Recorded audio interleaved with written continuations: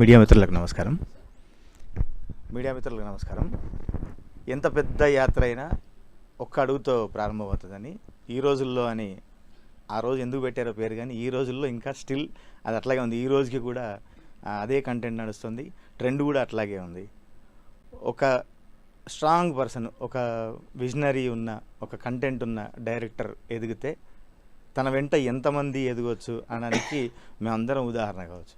ఎందుకంటే నా కెరీర్కి నాకు ఒక బలమైన పునాది వేసిన సినిమా ఈ రోజుల్లో. మామూలుగా పాటలు ట్యూన్కి రాస్తాము, లేదా రాసిన దానికి ట్యూన్ చేస్తారు, కానీ నా కెరీర్ స్టార్టింగ్లో నాతోనే ముందు సిచ్యువేషన్ అన్నీ చూపించి, ఆ సీన్ అన్నీ చూపించి దానికి పాట రాయించారు నాతో పాటు. అంత స్ట్రాంగ్గా నాకు అప్పుడే ఒక పునాది వేసిన సినిమా ఇది.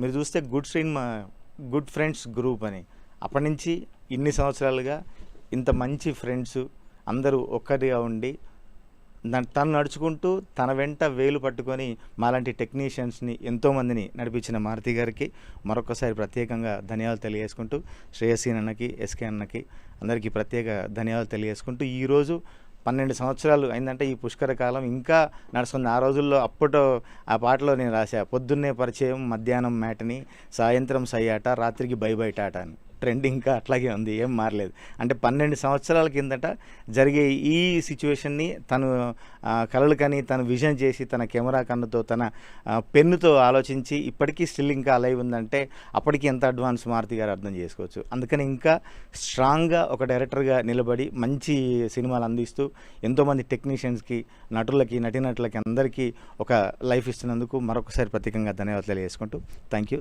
So much.